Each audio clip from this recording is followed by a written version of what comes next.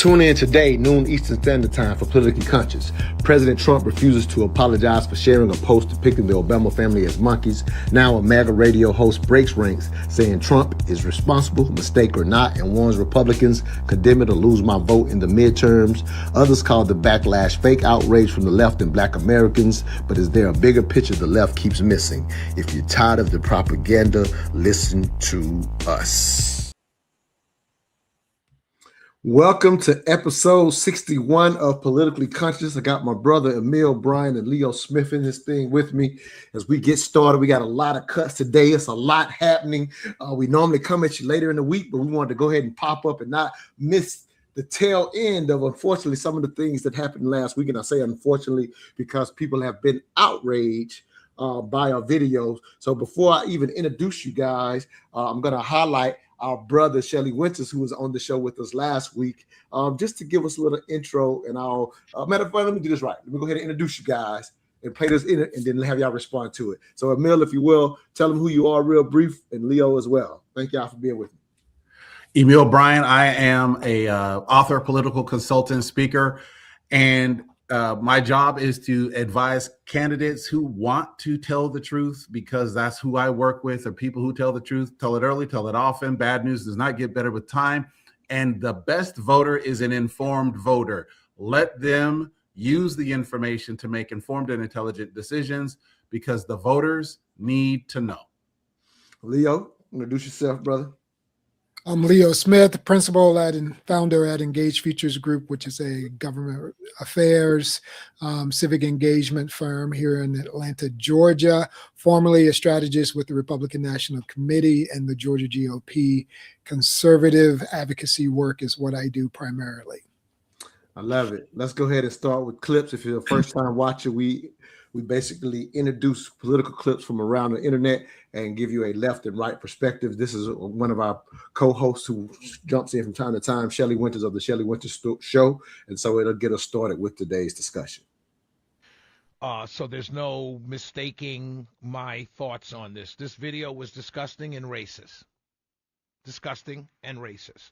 All right, anybody that tried to say that it wasn't racist, then I got to question your intelligence. Seriously. Not your political opinion, not your ideology. I've got to question your intelligence. Straight up. The video was racist. It was an unforced mistake that did not need to happen. Let me tell you something. I come on the radio every single night. I voted for Trump in 16, 20, and 24. And I've had to explain things. No, it wasn't like that. I've had to explain, hey, you know, Trump didn't want black people in his apartment buildings in the 70s. And I've had to explain to people, no, the people who lived in the apartment building, largely white and liberal and doctors and lawyers, many of them Jewish, did not want black people in their apartment building. He was just going with the people who already lived there, who were paying rent, what they wanted. I've had to explain this. And I've had to explain other things to my Democrat friends who, since 2015, when he came down the Golden Staircase and made the announcement he's running for president, he's a racist, he's a racist, he's a racist. It's things like this. There's no reason. There's no explaining this away. It was stupid, and I can't believe that there are people working in the White House who thought this was an okay thing to do. And it was racist. It clearly was racist. Now I hear the answers. Oh, Shelly, you didn't see the full video. Well, I didn't see the full video because he didn't post the full video. So clearly I wasn't supposed to see the full video. Well, in the full video, it doesn't matter what the full video looks like because he didn't post the full video. I'm going on with the president of the United States, the leader of the free world, arguably the most powerful man in the universe. The known universe posted this video. So that's what we're talking about. Not the complete. You didn't see the complete video. No, I didn't see it because he didn't post it. Then you have Carolyn Levitt come out there and say, it doesn't matter. It's about the Lion King. Why don't you guys talk about something more important? No, Carolyn. Then it takes Senator Tim Scott. God bless you, Senator Scott. God bless you. Who comes out and says the most racist thing I've ever seen come out of this White House. And now the conversation. Emil, we'll start with you. Your reactions to our brother Shelly Winters highlighting his perspective. We'll have more cuts from Shelly that I want to kind of, as I said, for this show, if you saw what I promoted, a MAGA co-host comes out, but we'll get into those cuts a little later. What's your initial response? Senator Tim Scott's language, it's the most racist thing that has come out of this White House, implies there are other racist things that have come out of the White House that were less racist than this. And that's the problem, is what Shelley said. He's been able to explain away all of this behavior with some quote unquote logical explanation. And that is the problem. You should not have to make those explanations, because that should not be the standard by which we see a president act. These are the things that we really need to start discussing, because it's not a limited set of behaviors. It's a pattern of behaviors that has preceded this administration and came in his last administration. It's not new. So when Shelley is saying exactly what he should say, my frustration is that this is just part of a longer pattern. And it's here's the problem. Are we going to address the pattern? Or are we just going to say, yeah, this one thing is incredibly bad? Now we have a different scenario. We can't ignore it. We can't explain it away. And to Shelley's credit, he didn't. He simply put it where it belongs, square in front, and said, we need to deal with this. And to have Caroline Leavitt, the secretary, the press secretary, say it's part of the Lion King. There are no gorillas in the Lion King. There never were gorillas in the Lion King. Let's be very, very clear. There ain't no gorillas in the Lion King. Wow. I've heard people say that. Leo, your thoughts on this, the initial cut? We got more cuts we're going to go to, but I just wanted to kind of open, obviously, with this obvious issue. That's why we jumped and popped up on a Monday versus later in the week like we typically do. I'm just sort of wondering, how many times have I made the mistake? Let's see. How many times did I make the mistake of putting a meme up of a white person as a blonde chimpanzee? I don't think I've ever done that. Come on, everybody does that. Yeah, everybody makes that mistake and then says, well, an intern did it, or you didn't watch the whole video. Yeah, that just happens all the time. I mean, I'm not, impressed with Hakeem Jeffries, but not even he makes that mistake. So, I mean, yeah, this is embarrassing. It's terrible. It's horrifying. I think you're right. That is great that Tim Scott was willing to speak out. And he's spoken out before on some things. And so that you're right to acknowledge that he's saying that, look, there's some of this racism that you almost become desensitized to on the behalf of this. Some people you could just chalk it up as white folks and scaring the white base into, becoming even more polarized but committed to Trump. And that's what you think is at play. But then you get to this point where, okay, it's for me, it was enough for a long time. It is why I now call myself a conservative strategy who used to work as a Republican operative. I no longer call myself a Republican. Now, what does that mean? If Leo Smith, a hardcore, really a guy who was a party guy, is now embarrassed to call himself a Republican, even though I still majority vote Republican, I can't call myself a Republican. And I am, I have T-shirt on my Instagram page. I have a T-shirt meme that says conservative, just not racist. I put that on there a couple years ago to make the point that doesn't define conservatism, this nonsense people like Stephen Miller have encouraged the president to get into. Now, I'm not making an excuse for the president. He's a grown man. He has self-agency. So even if they are, and egging him on with this stuff, he has to be responsible for himself. In the same way, I have to be responsible for not go smack a lady on the butt just because brothers are telling me to do it. I'm not that dumb either. So maybe the blonde chimp would be appropriate to post as Donald Trump instead of posting himself as a lion.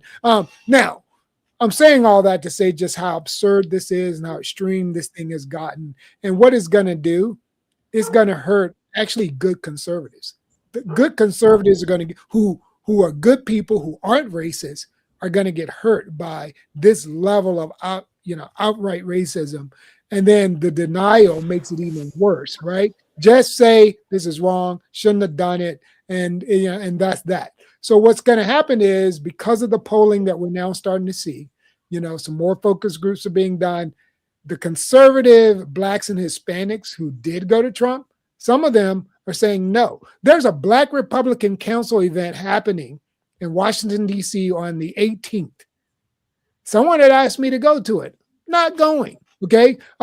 There's another one happening in Georgia, a Black Republican event. Not so sure I'm going to go, even though there, some of those people, and I used to be a person who was a very influential leader in that particular organization. It's because it's like, I can't go unless you're willing to show some spine and speak out against these things. Fair enough. Yeah, I'm not a big fan of Shelley saying unforced error. And what I mean by that, I'm not even talking about the intentions of the president, but like you said, Emil, the most racist thing, again, applying that there have been other things, and it would be foolish to say they're not other things, right? And so I'll line up with you on that. And so when I say unforced error, I'm talking about even if it somehow is a mistake, like I saw brother break down how when you're doing videos, how the next reel just starts or whatever, and it actually made plausible sense that tail end could have been the next video starting or whatever, but not taking the time to cut it off again. Some people may hear me as making an excuse. I'm willing to explore the reality of things, but I still don't like unforced error when you have a pattern, as you say. So I don't even like, again, as Shelley calls it out, I don't like the term unforced error is something that I personally would point out. He had a chance to walk it back. He could have just said, hey, right. It was a mistake. I apologize. Right. He doubled down. And that's the other thing is like, if you're going to attribute it to an error, own the error. It's okay. Right? Like this president has a history of not apologizing for errors that are obvious, like lies that are obvious that he's been caught in. He just doubles down. So it's par for the course, and that's one of the problems that I think we need to look at more comprehensively than yet another thing that went down. No, he had a chance to just be a gentleman and say, "Hey, it was a mistake. My bad. I'm sorry. I apologize to the Obamas." He didn't. He said it was posted. I don't apologize, and that was the end of it. Yeah, let me go to some more comments from Shelley. Let's get into this.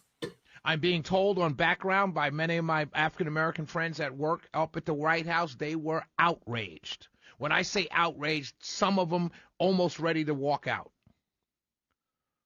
That's one of the reasons why this video was pulled down.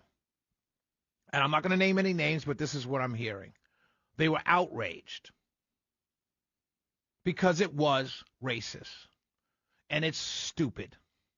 And then, do you not apologize? That's fine. You don't have to apologize. You're known not to apologize. You don't apologize. You don't apologize to the very people who helped you get you there. You don't apologize to the very people who in swing states all across this nation who you insulted. You don't apologize to the 25% of black men that you insulted. Oh, but Shelley, they're not all mad. Yeah, I understand they're not all mad. But if they're making money, they don't really care. Yeah, I understand that, but it's still racist.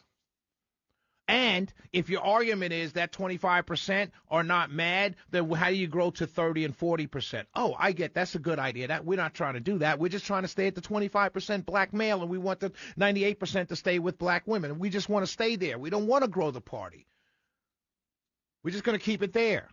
No, it's racist. It's okay to say it's racist. And then it's okay to say, hey, I made a mistake. I shouldn't have done it. But it's not okay. What's not okay, my friends, is to come back and insult me a second time by telling me, oh, it was a staffer. Really?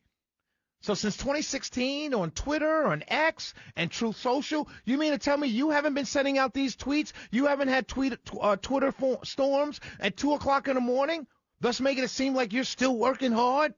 This hasn't been you? Because you never told me before that you don't do your Twitter. You don't do your Truth Social. I've never heard that before. Have you? I'm on radio. I do show prep every single day from 6 in the morning till I come on air at 7 o'clock. And I've never once heard anybody tell me that somebody else is in charge of Trump's social media. Not one time. I've always been told it's a sign of how hard he works. But now it was a staffer. But all that being said, it was racist. But it buries the first 60 seconds of the video, which is talking about stolen election and machines being manipulated. And before anybody on the Democrat side comes in and tells me, but Shelley, that's been knocked down. Those are conspiracy theories. Cynthia McKinney said the same thing about the machines in 2000. HBO agreed with her and made not one, not two, but 3 documentaries on how the machines can be hacked, all on HBO. This was 2000. Yes, in all fairness, Republicans back then said Cynthia McKinney's a conspiracy theorist. Okay. So clearly there's a problem with the machines. Stacey Abrams said in 2018, there's a problem with the machines.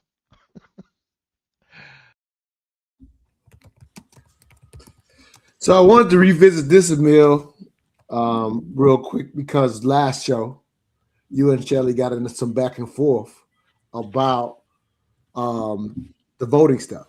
So again, obviously, Shelley's focused on how a lot of the things that came out of the White House in regards to this doesn't make sense. Both of you have already kind of alluded to some of that. But I wanted to specifically, as I let that end on him being focused, because it was unique to me after the show when I thought about it. I talked about when we started the show a year ago, you and Shelley kind of aligned on, in a sense, there wasn't any voter fraud. I'm talking about on this show. But last week, you and him were going back and forth.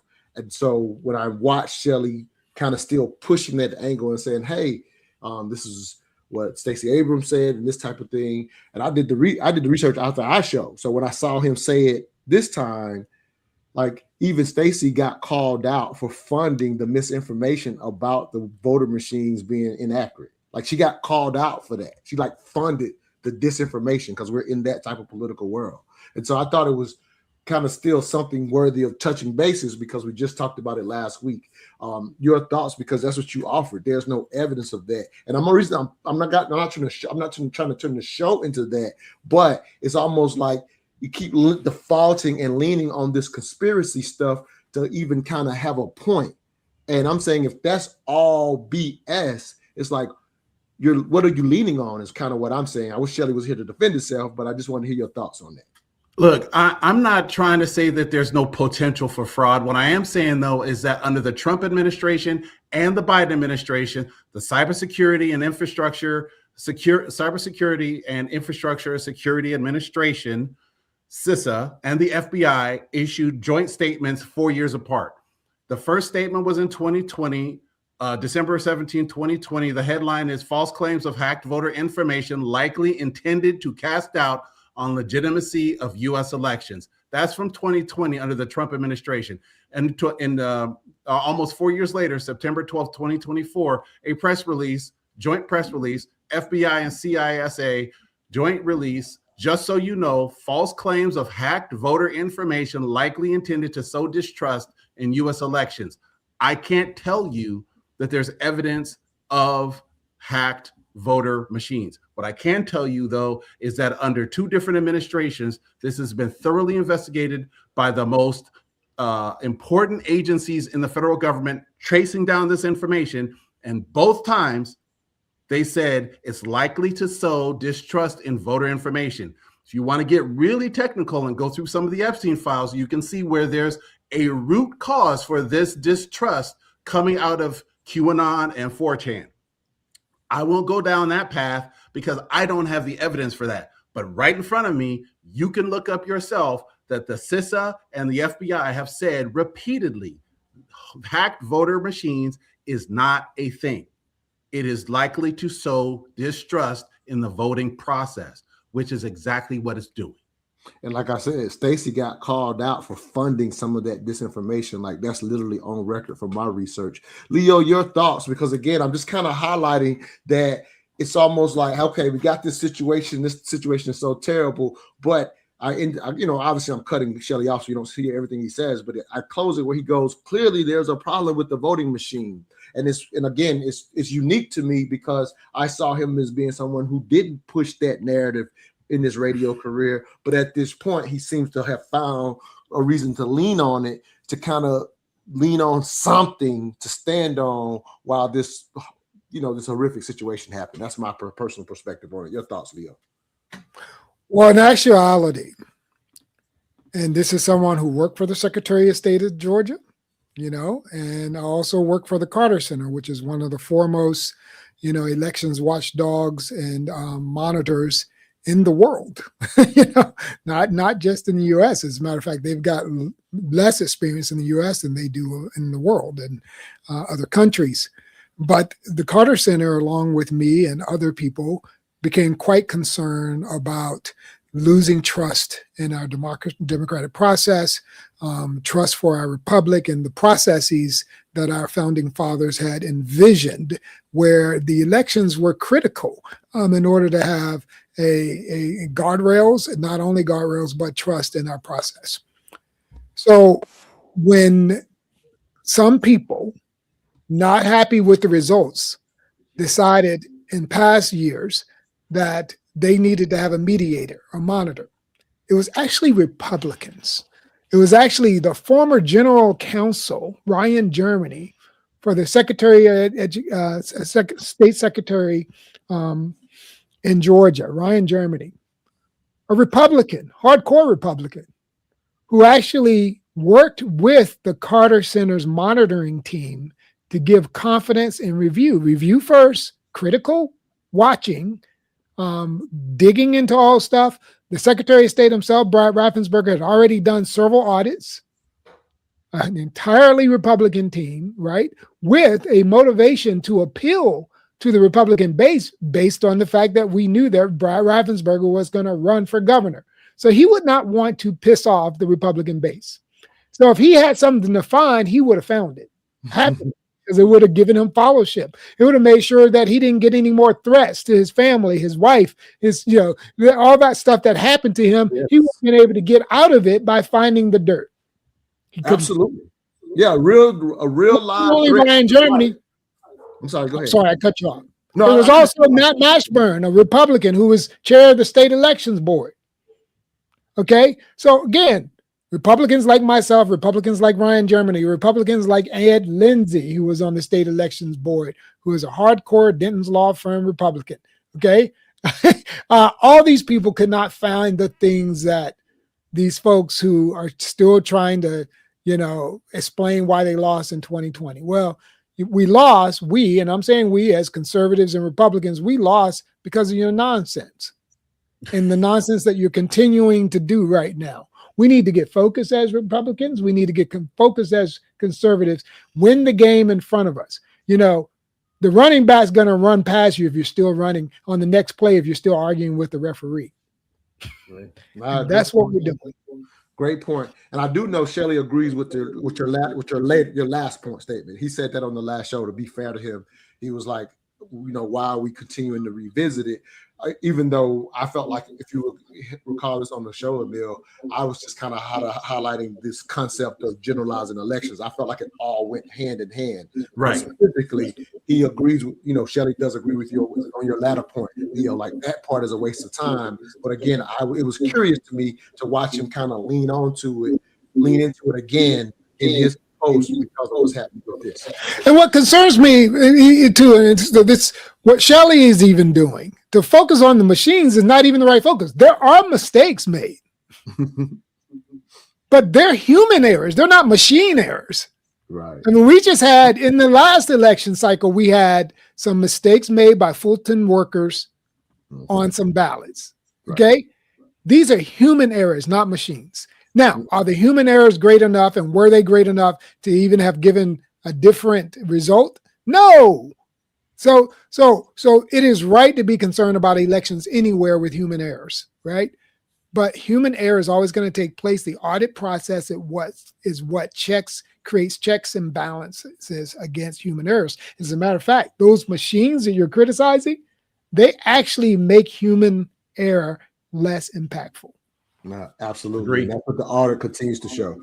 I got one more cut from Shelley, and this will be, in a sense, us moving away from, again, his thoughts. But again, I thought this was valid, and this is what we knew Shelley would do. So credit to him on this sense. But let me play this and see what y'all thoughts are. On Monday morning, we're going to have big proclamation read and then we're going to take pictures. And I'm sure a lot of the statewide elected candidates are going to come by and say, hey, can I take a picture with you guys? Hey, Shelly. Hey, Camilla.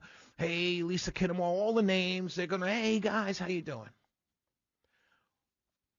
Before I show up on Monday at 9:30, this is just me speaking. I'm not speaking for the organization. But I'm going to say this very loudly and very clearly. Before I show up to the Capitol at 9:30 on Monday morning, I better see every statewide candidate for office say something about what happened today. Even if it's just, we don't need this in our country right now. Something. Because if the White House has admitted it was a staffer and was wrong and took it down, then you now are allowed to say something. If you celebrated the start of Black History Month, you must say something now. And I'm speaking to every single last one of you who are running for statewide office on a Republican ticket or are in the state house now in Georgia who claim to be Trump supporters. If you're unafraid to push back on something that you yourself know was racist, and you're unafraid to say this was wrong, it shouldn't have happened, we can't do politics like this. If you're afraid to do that, then I don't know what you're going to do if I give you the next level in politics. Who else are you going to be afraid of? You're going to be afraid of the donor that gave you who maxed out? You're going to be afraid to tell him no?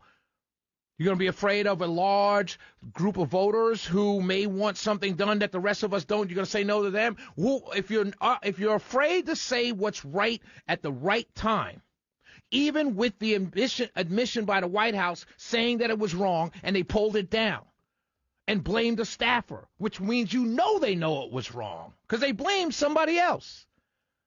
If you yourself cannot go on X right now before I get off the air at 9 o'clock and say this was wrong, it should not happen, as a Georgia Republican candidate for statewide, state rep, state house, Congress, senator, governor, I don't care what it is, I don't want you on my team. And I'm not going to be on your team. I'm saying that unequivocally, without a shadow of a doubt. Because if you're afraid of Trump, you need to be afraid of me because I vote here. And you need to be afraid of every single Black Republican council member that's coming down to the Capitol on Monday morning at 9:30 to take a picture. You need to say something before 9 o'clock on X. Because if you can't, not that you don't want to, but if none of you, Lieutenant Governor, Attorney General, Governor, Senator, whatever it is, if you can't say anything to Trump, then why should you be able to say what you want to me? Or to anybody else in the state of Georgia. Look, the Democrats are doing what Democrats do. It's what they do. They're outraged. I get it. It's politics. But when you hand your opponent something that makes you look bad to the point where you admit it makes you look bad, then we've got a problem. You're not a rookie. This is not 2017, first day on the job. 2026, this is 10 years later. You still doing dumb, you know what, on social media?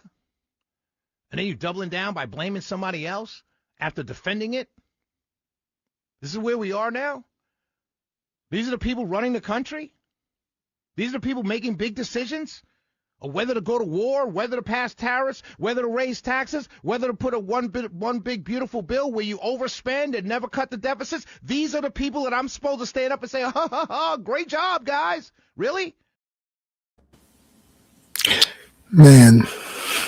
Go ahead, Leo. Let me give Shelly a hat tip because I just checked with some of the people whose names he dropped. And they did say that Shelly didn't show up this morning. Now, they were smart enough not even to invite me. The guy who helped create the Georgia Black Republican Council, but they didn't invite me to that because they know I don't cotton to racism. And I said that, no pun intended. Okay. So they didn't even invite me. Shelly did not show up. Good man. No, there was no mention of the video, even though there's a few folks who call themselves Black Republicans. Now, I want to apologize to every Black child out there. We have people who are scared and don't have the bravery of choosing freedom, choosing liberty. That was the masthead of my minority engagement work with the Georgia GOP. It was choose freedom, choose liberty. But yet you get people who are a shade like me, who are in situations where they might be compromised in some way because they work for the state and they're working for a Republican, person who holds an axe or whatever, and they don't have freedom and liberty. I want to say to folks, not all Black conservatives are like that. Not all Black conservatives are under the thumb so much so that they can't speak what really would be on their heart. I know for a fact, Lisa Kennemore actually worked for me when I was a political director at Georgia GOP. I know she's a good person. She's a good mother of brown-skinned boys, Black boys. And I know that she would disagree with that video, but she's not in a position where she can say anything. This is why independent leadership is really important. And what you have happening in politics is that only people who are employed by politicians sometimes are seen. We need more regular conservatives who are Black, brown, whatever, speak out as I am right now and as I do, right? We don't put the badge, the scarlet letter on us of racism and acceptance of racism because you're working for an agency or a politician that won't allow you to speak. We believe as conservatives in freedom and liberty. That's not an example of what Black conservatism is. We got a comment from Kenny says, yeah, so why should Black people align with this? As long as they support this president, it's clear they do not want us in their party. Emil, your thoughts? Yeah. So what Shelley said, I mad respect for this phrase. If you're afraid of Trump, you should be afraid of me. I'm a voter. Bars. Like that was a magnificent statement. And every voter needs to have that same statement in their heart, in their mouth. Don't be scared of him. Be scared of me. Be scared of the one who's going to actually put you in or take you out of office. Be scared of the one who's going to demand that you respond to my requirements. I address my grievances through you, my representative. You work for me. Be scared of me because I will take you out of office just as fast as I put you in there. When he said that, I got chills because that's exactly the attitude every voter should have. Now, when we see these people do these things and they're running scared, Leo's right. They're scared because they have mortgages and rent and they have car payments and all that sort of stuff. And they have political futures that they're trying to achieve. They have reputations they're trying to maintain. But you should never, ever leverage your dignity, your self-respect, or your ability to show your children who they are in their own eyes for those things. Sometimes you have to go broke to be rich. Just like Dave Chappelle says, sometimes you got to be a lion in order to someday be the lamb. These are those moments where you have to make a decision. It ain't easy. It ain't fun. It might be politically, financially hard, but if you believe it, stand up for it. And that's also honors the history for how we even get, for you to even be in the position. Like honoring the position is those type of sacrifices were made for you to even be in this position. So all the more reason, in my opinion, Emil, that people should listen to what you just said. One thing I will highlight, we'll take it off Shelley per se, that I didn't, he was a long rant, rant that he made on his actual show. And so obviously I cut it up. But one thing that he highlighted, he says, the outrage from the left, and I didn't get to cut this part, put it on the show, but he was just saying, yeah, you've been calling them racist for 10 years, so, what's the big difference or what's the deal now? And, we'll say, hopefully he's on the show next week. I'll remind him of this. And I'll just kind of highlight that basically it wasn't that people were saying, see now, or be it the left is necessarily outraged in the way that he's saying. It's kind of like two people like himself. What's your magic trick? I've always been able to explain everything away. So they've been kind of coming at you saying, what's your magic trick now? How are you gonna back out of this? It's not additional outrage. So I just kind of wanted to say that to him personally. Now I'm about to play another cut from a brother about it. Let me see if I can. Let me see if I got his name here. If I can see his name, hold on one second. Victor Blackwell. So here's a cut talking about the outrage on the left. I have a lot of pushback on the outrage that has happened to the left. So I am going to give that context while this brother breaks down the outrage of this video. I have a pushback. So I'll come out of the break and explain my pushback. But I just wanted to play this one last time talking about this video in this context. What more would they need to see? I'm sitting with that question after President Trump reposted something racist again. The president shared a video depicting the Obamas as apes. Senator Tim Scott posted that he was praying it was fake before acknowledging it was the most racist thing he'd seen out of this White House. We knew it wasn't fake from jump. The White House defended the post. In a statement, they said, please stop the fake outrage. Well, apparently the outrage was real enough for them to delete the post and then blame it on an unnamed White House staffer before the president then undercut that claim and said he watched the meme, but not the Obama part. Republican Congressman John James condemned the video, but after seeing it and all that the president has said and done and posted, James said the president is not racist. Well, what more would he need to see?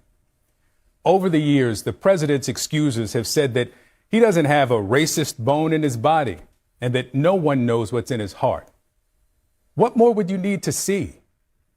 President Trump, to this day, emphasizes President Obama's middle name, Hussein. He famously pushed the baseless theory that he wasn't really born in the U.S. Why? What more would they need to see?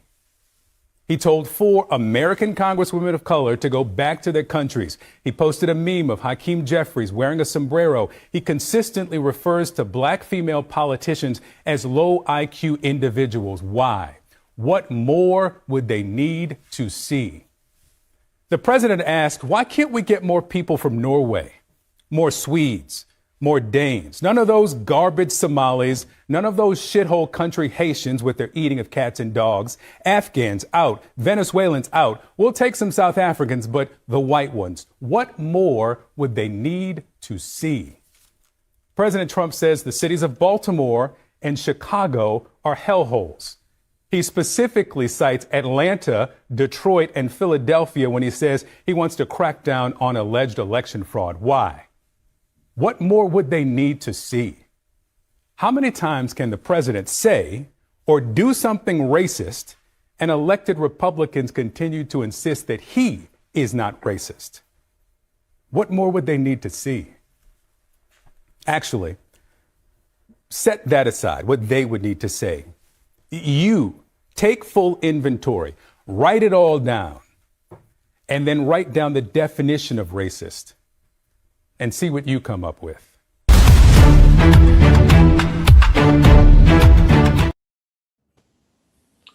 Waste of time. I'm calling it out. Waste of time.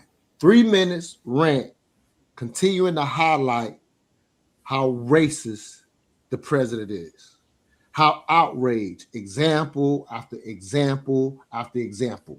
We call this show Politically Conscious. We said we wanted to do this show to raise the awareness of how to play politics. And the reason I call it a complete waste of time is because while we're this outraged by this action, and I'm not okaying the action, I'm talking about what's focused on from a political standpoint. Politics is personal interest. Politics is how do I give and take to get what I need for myself or my group or whichever team I'm on per se. And so I did a post a couple years ago, a 5-minute swell post saying it's a complete waste of time of trying to convince me how racist Trump is when we have, as a country, we've lined up 2 80-year-old white men to run for president. And you finna tell me that 80-year-old white men are not racist and that has something to do with me fighting for what I'm going to get when it comes to what I vote for policy-wise? I'm not okaying the antics, but I am challenging our community to be outraged with the results of what happened with DEI when I look at how many, when I actually go, I still look at the numbers and see college enrollment cut in half for certain colleges for our community. We did a show where Mayor Dickens said every other day they're fighting to keep government contracts for Black-owned business in the city of Atlanta based on executive orders. I'm talking about the actual actions.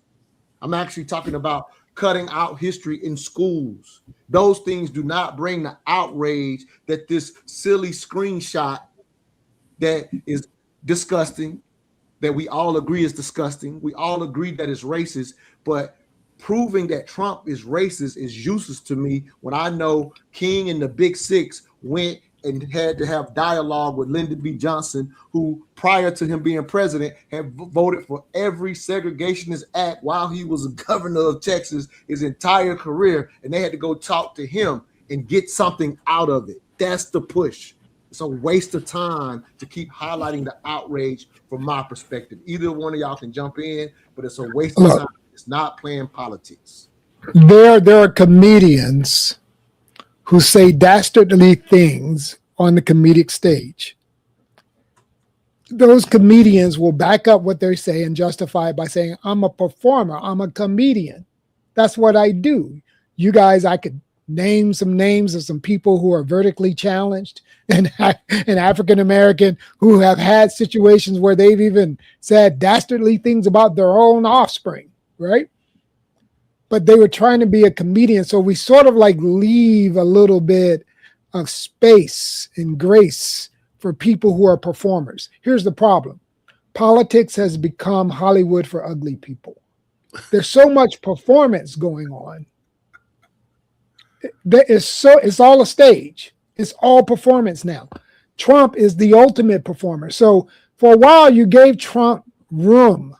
You acknowledge, as you're saying, Montoya, that he's playing a game in order to mobilize a base, to get attention, to get on the news, to distract from other things. And in a way, yes, there were left woke people, whatever you want to call them, who were all sensitive about some of that stuff. And then people who are pragmatic and maybe a little bit more attuned to the world are like, white people are racist sometimes. Ooh, surprise. And we weren't like all that, sort of discombobulated by it. We didn't have emotional trauma because we saw a white person be racist. Especially if you know how politics work, just like a comedian might say something crazy, a politician will say something crazy just to get audience, right? And so we were still it's not right, it's not ethical, it's not moral, it's not good. It does harm. But you can understand it from an electioneering, 50% plus one, get more money, raise more money, get more likes, get more dopamine hits. We get the electioneering mechanics. But in this case, I'm asking myself, what does Trump have to gain? He's not up for election again. He's pretty much, if he was trying to tap into a racist universe to come vote for him as a political profile, that doesn't help him right now. And it certainly doesn't even help a lot of Republicans who are going to be running for office for him to be doing that stuff. So this is a whole nother class. So I disagree with Victor Blackwell on some of his own performance by bringing up all that history. I wasted 3 minutes time, but I don't think he wasted his time on this one issue because this is an issue that you cannot explain even from an electioneering or audience gathering perspective, unless you got somebody like Stephen Miller in the background going, I need you to say this because it fits my agenda, which is something totally different than running the country. Go ahead, Emil. Your thoughts again. I think it's. I understand why you say what you say, Montoya. And here's the thing: LBJ, who overtly racist in so many ways, signed the most impactful civil rights acts in our history. He was also, if you go back just a few years before 1964, he was the key person in the Senate who whipped the votes for the Civil Rights Bill of 1957. Most people don't know that because they ascribe to him this racism. Why is this important? Because just because someone doesn't look like your ally doesn't mean you cannot convince them to vote or do things in your interest. Hello, Black people in America. We have to be more savvy with our use of our influence. Not because, oh, a good tax policy is good for my bottom line. That's nice. It's good for you to get your individual wealth up. I'm not going to be mad at you for that. But let's look at the collective. Let's look at the entire population. Most importantly, let's look at the least of us to make sure they have the same opportunities you have. And that comes when we start thinking more collectively and remembering that politicians are tools for our benefit. They're there to enact policies that make our collective community better. And the moment we stop thinking that is the moment we lose our power. And then we run toward outrage. Shelley talked about, the right's always outraged. I was outraged with this president from the very first speech he said when he started portraying people in a certain light that was offensive to me. He has not stopped that. So the question is, can he enact policies? Because he ain't going to change and he's the president. Can he enact policies that help my community? If the answer is yes, I'll figure out how to work with him. President Biden did things that helped our community. I can demonstrably show you all of those things that he did that were right there in line with the things that help our community. Now we have to be really, really smart. And where does the bulk of our energy go? Does it go toward policy or does it go toward outrage that feels good but does nothing? We need to be very savvy in this in this time because we do not have enough energy to support both of those all the time. And Brother Kenny, thanks for watching. He says those policies are racist, but people need to be shocked into seeing the racism. Maybe now they will post attention to DEI, and I say you're missing the boat. It's all the way backwards. That ship has sailed and gone, and that's how I see it. And again, not that I'm right, but again, this is what the dialogue is for, but to push consciousness. So what happens with LBJ and doing what Emil's talking about is LBJ wanted to be seen as a great president. You played the ego and he got him to sign a bill that went against everything that was the antithesis of what he was raised with. So he personally was one way, and he played to the ego. That's the type of things that I know. Leo, you've gotten some out of Trump during his first term, down here in the lower Georgia areas for some plots of land because you understood how to play that. And I'm saying outrage does not serve. I'm hearing myself in the background. I don't know if that's... You got a bit of an echo, yes. I don't know what that is. Sorry, y'all, for everybody listening. But you actually you still have to understand how to play the game because at the end of the day, politics makes for strange bedfellows. That's a reality. If you cannot find things that Joe Biden did that were helpful to Black people, that's just because you were uninformed. If you cannot find things that Trump did that were helpful to Black people, that's because you are uninformed. The other option is that you have Biden derangement syndrome, or you have Trump derangement syndrome, and you just won't give credit when credit is due. So I'm not going to relitigate or try and say Trump did this many things for Black people. I know he did quite a few things that were particularly targeted to assist and help Black people that were successful at that. There are some people who would never, ever give Trump credit if he saved a Black boy from being hit by a school bus. They'll claim that Trump was trying to strangle him. And so just know that the outrage leans into what he just talked about. And so let me read this comment to kind of reiterate what I'm saying from this sister that I really respect. Her name is Dottie Reynolds. Let me see. Let me pull it up real quick. Dottie Reynolds is a sister that I follow on social media. And this was her thoughts after the Obama and Michelle Obama being posted as monkeys or gorillas or whatever the case was. She says, when wealth and status become the metric, morality doesn't shift from the center. It disappears into the void. This isn't a debate of left versus right. It is a fundamental choice between right and wrong. When someone holding one of the highest offices in the land uses their platform to circulate racist imagery, it is not a joke, a lapse in judgment, or just a meme. It's an endorsement. This goes beyond politics. It is a character mirror. Rhetoric, whether spoken or visual, sets norms. And when it comes from positions of authority, it teaches people what is acceptable. Normalizing this degradation is the permission slip for mental, emotional, and physical violence. This isn't just a slide in decorum. It is a deliberate flood of the lowbrow, the hateful, designed to drown out your sense of decency until you're too exhausted to be outraged. Once you realize that, you understand the goal isn't to change him. He is who he is and knows exactly what he's doing. The goal is to refuse the pull. The goal is to refuse the pull of the void. It's a refusal to let repeated exposure desensitize you until you no longer recognize the line where your principles end and the abyss begins. Principles is the only thing standing between a moral center and the void, between individual agency and mindless following. I think it is very critical what this sister said. And I've also, as I highlighted, talking about it's a waste of time to keep referring to him as a racist. I also did another 5-minute swell saying that the language that he has gotten us used to when it comes to the position of presidency, I always fought what happened with Clinton and Monica Lewinsky as the modern term for kind of downgrading how we looked at the office of the presidency.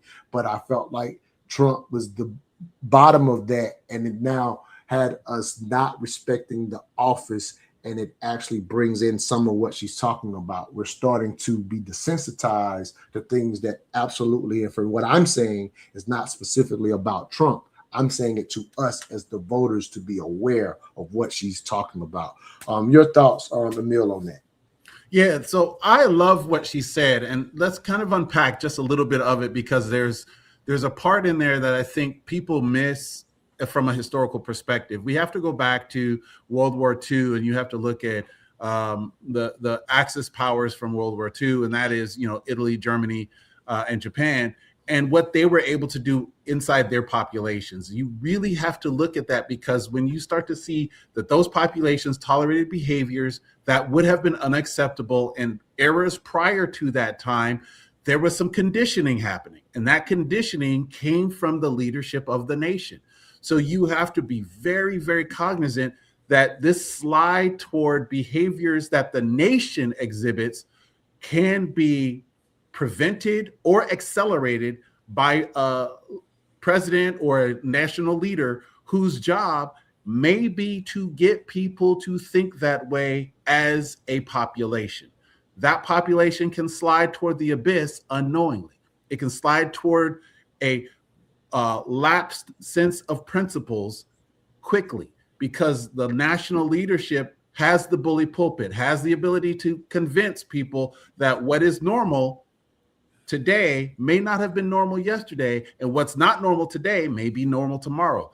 That process is not easy, it is not fast, but it is possible. And if you look at this president and you're not paying attention, you may begin to see some of those same patterns emerge, where he's pushing the population toward a lapse in principles that allows him to do things that would otherwise be unconscionable according to our normal sense of morals, ethics, and standards. So that's what I'm seeing, and I think she was 100% right. Leo, your thoughts? I mean, the health of a nation is, determined by how it can respond to threats to its own body polity. And I mean, what we're seeing here is the process of a small virus being ignored and being told that that's not a virus, that's actually that's a benefit, and then slowly the virus takes you over until your brain is rotted. This is how America gets sick. And that's where we are right now. We've had a renorming. The social anthropologists and the behavioral economists would describe this of a renorming of the American mind. And yes, we're in a very dangerous place as such, because we're asked, even as an evangelical Christian, we're asked to suspend your moral values, suspend everything that you learned at your church, at your even for Jews, in America, suspend what you learn in your synagogue, suspend what you've learned in your Catholic church, and say, I'm willing to see people who serve my financial needs or my self-interest needs or my confirmation bias needs on issues of race, perhaps. I'm willing to see those people be immoral and even mean-spirited and even risk their own salvation and doom themselves for hell so I can get what I want today and so I can feel better and so I can be agreed with. And we're willing to see Donald Trump go to hell. Some people are willing to see him go to hell to appeal to their ignorance. That's a shame. And that's where we are, and it needs to be corrected. And there are people doing some work to try and fight against that tide. And I'm hoping that someday we'll hit the bottom of the barrel and then we'll bounce back. Yeah, I got Joshua Doss and Don Lemon on the next cut. I'll play with them. So I'll just highlight this real quick before I play their cut. Just got 2 more cuts, so we'll get you out of here just a little bit of time for our extra inning. So no, not too much longer than 1 o'clock. But the one thing that I'll highlight is the mistake is focusing on Trump. That is the mistake. Because what happens is, as I highlighted how the Big Six figured out how to work with LBJ, and you've alluded to it already a little bit on here, Leo, when you talk about the Stephen Millers of the world, they just saw the puppet, the egotistical guy that they could manipulate, and we've made it about Trump and miss some opportunities. Well, when I got the brother Kitty say I'm uninformed and still looking at what Trump did, broke the record for the most damn near double black entrepreneurship in his first term. Can't receive that truth. Double it. It kept going up under Biden, but it literally doubled it damn near during his time. It wasn't quite double. It's never happened before. Keenan, right here in Georgia, he appropriated in a reparation-style legislative act a memorandum of understanding for thousands of acres in the Gully Geechee area of South Georgia that the Gully and Geechee descendants are now managing that land. And he rebuilt the harbor there that only they can use. White folks can't use it. Not even I can use it because I'm not Gully Geechee. But that is a reparations type of act. He did that in the U.S. Department of Agriculture. Yeah. He did lots of things. Now, did he talk about it? Well, he couldn't talk about it because the racists wouldn't like it. But to the point, that's not to. It's saying so. So for the things that we're seeing with DEI and the things that we're seeing happening, we're pointing at him and not realizing, just like that Gully Geechee set aside happened because of he's transactional. The people that are getting what they want say, we got our guy. He's transactional. Let's use him to the fullest, and we'll paint this narrative because the indecency that we're talking about that is happening in our country, that Leo says, hey, hopefully we're about to hit rock bottom. We're culpable. By leaning and focusing on him, we're missing our role in this as a republic. We let the narrative tune us to do exactly what Leo just talked about. If it attunes to what I feel, my cognitive dissonance, my belief, then I'll let others be harmed. This is a human condition, and we're focused on one person. Let me play these last cuts and get us out of here. Joshua, no, do you remember when you turned black? I didn't even know that I could turn it on and off. I tried before this interview to turn it off, and it didn't work. I guess I've had too many oxtails. But my mother said, if you don't stop, I'm going to slap the black off of you. So I think that day, that's the day when I turned black. You know what I'm saying? You might have to check with Trump. I have 2 separate thoughts, and I'm going to just rant until they make sense together. We should never forget that joy is an integral part of the resistance. Joy is an extremely important part of the rebellion.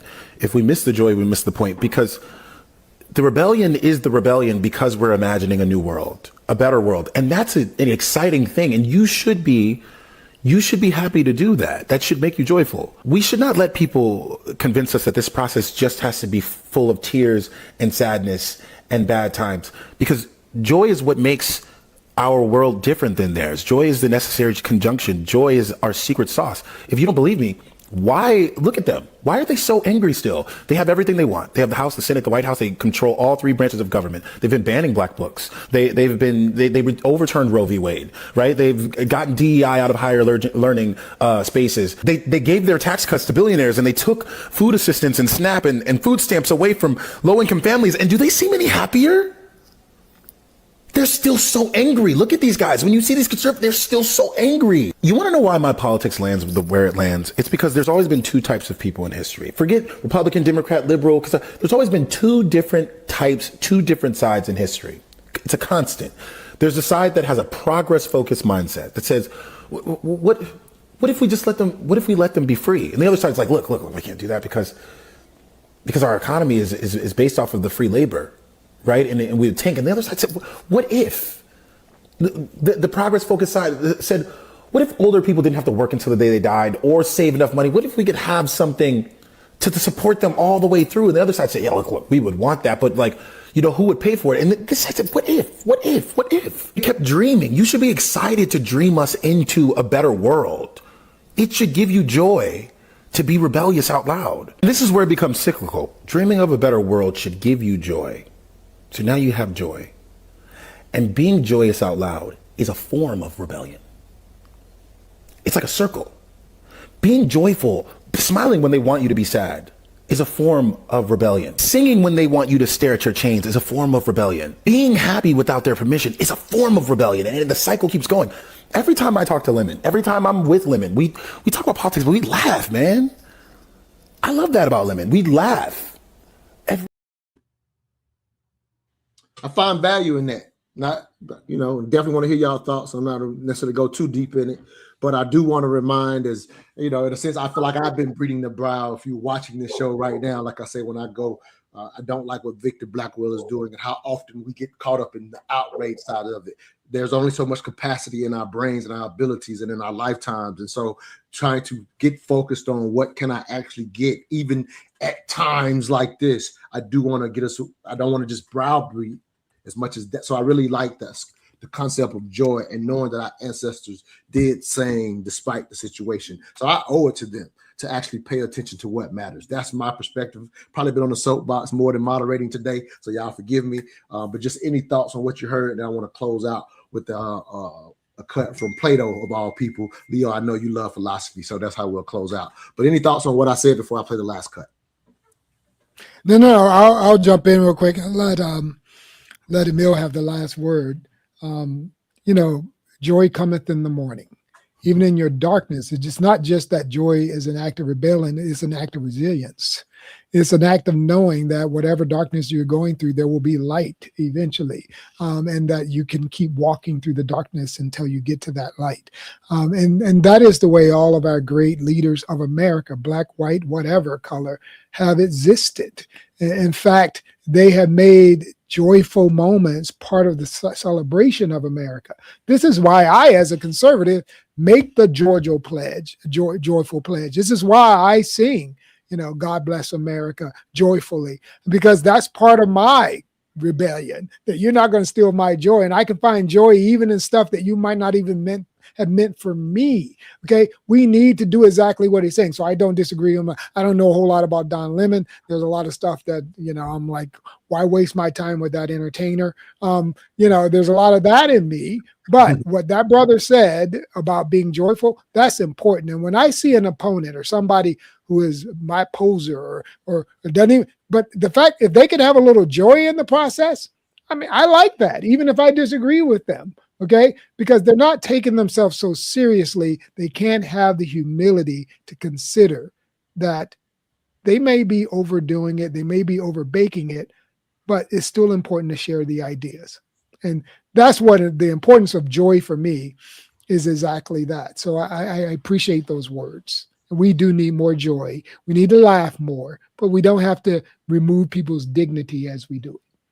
No, absolutely. Emil, your thoughts, and I'm gonna play this last cut, and we'll be done with our extra inning. So both of y'all will give me one response to this last cut. But it's short. But go ahead, Emil. Your thoughts on, again, remembering, as much as we're trying to raise everyone's consciousness, still remembering that this is part of it, and don't get stuck in doom and gloom and think there's nothing we can do. That's how they get you to not vote. That's why they push it this way. They push you to the extremes for you not to vote, to get disenfranchised. And I don't want to let my rant today make people feel like that. So that's why I ended with that cut. Your thoughts, Emil?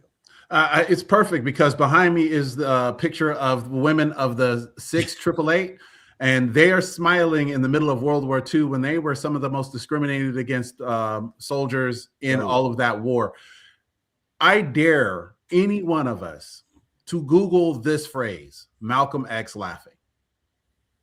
I dare any one of our viewers to Google another phrase, MLK laughing, and you will see our great leaders in the midst of their most horrific struggles, finding time to express joy. If they could do it in their time, we can do it in ours. And what Leo says, I completely agree with. It doesn't matter if my opponent is coming after me on policy. To see that we can be human in that moment is a beautiful thing. It also reminds us that sometimes our disagreements aren't that serious. Yes, they're important and they have billions of dollars attached to them, but sometimes it's okay for us to also connect on a human level.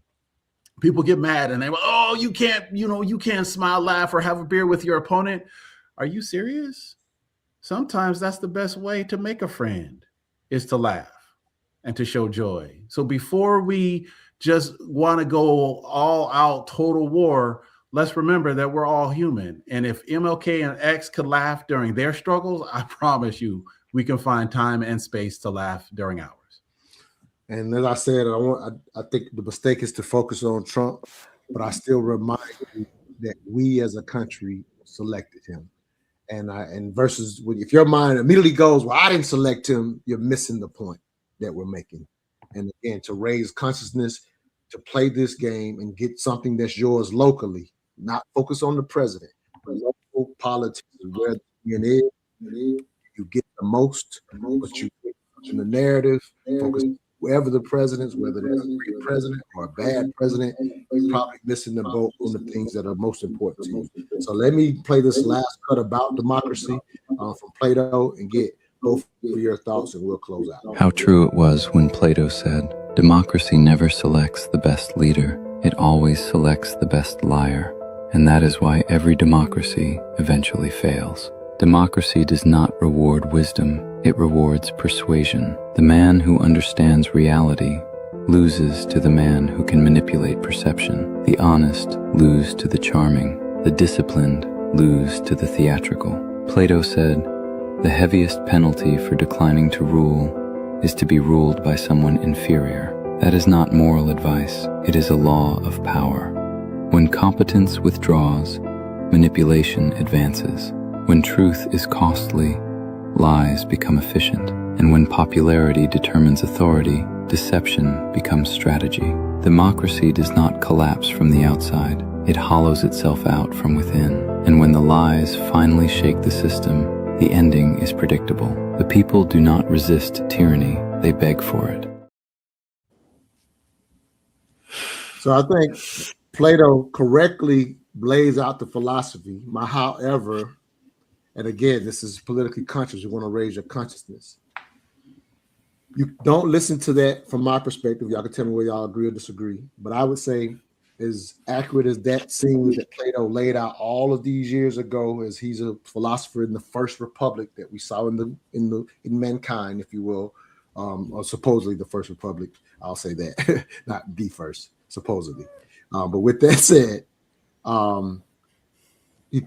it sounds like he's laying out things correctly. So the challenge is that when you know what happens, and it gives you the opportunity to not allow it. And that's what you need to be reminded of versus hearing this philosophy and just confirming it. I'll liken it to, y'all can look this up, the Willie Lynch letter. It's a fake letter. It's not a real letter. A lot of people don't know that. But you look at the Willie Lynch letter and you say, oh, this makes sense. Or this is what we go through as African Americans. And I'm sitting here going, damn, this is the blueprint of what not to do. Make it easier for us to surpass it. Now we have the blueprint. If in fact, if this was a true letter and really happened, if we're able to see it now in retrospect, oh damn, we know what happened. So let's just do the opposite and be successful. That's how you look at it versus saying, see, look at what they did to us. And that's what I would say about Plato, who correctly lays out how a democracy can end, but it is up to us, believe it or not, as individual voters, to not follow all the things that he pointed out to ensure that the democracy, because if you don't govern yourself, then you do not rule yourself. You have no say so. So we can govern ourselves, not fall victim to the things that Plato said. Go ahead, Leo, and Emil will let you close us out.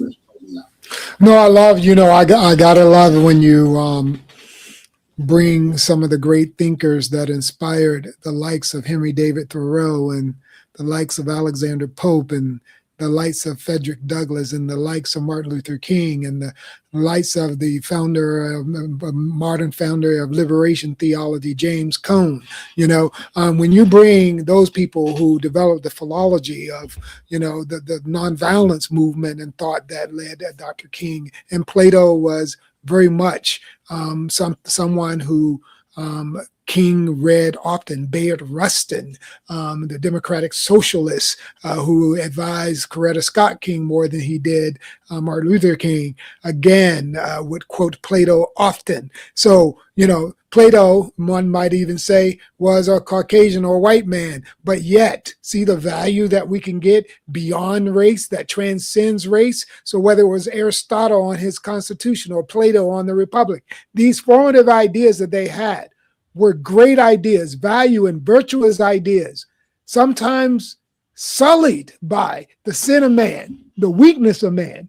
And so these are great ideas that led to an American Constitution that was a good document made weak by fallible men. And we can make it stronger if we really understand those classics. Good stuff. Emil, closes out, brother. Thank y'all for a great show today.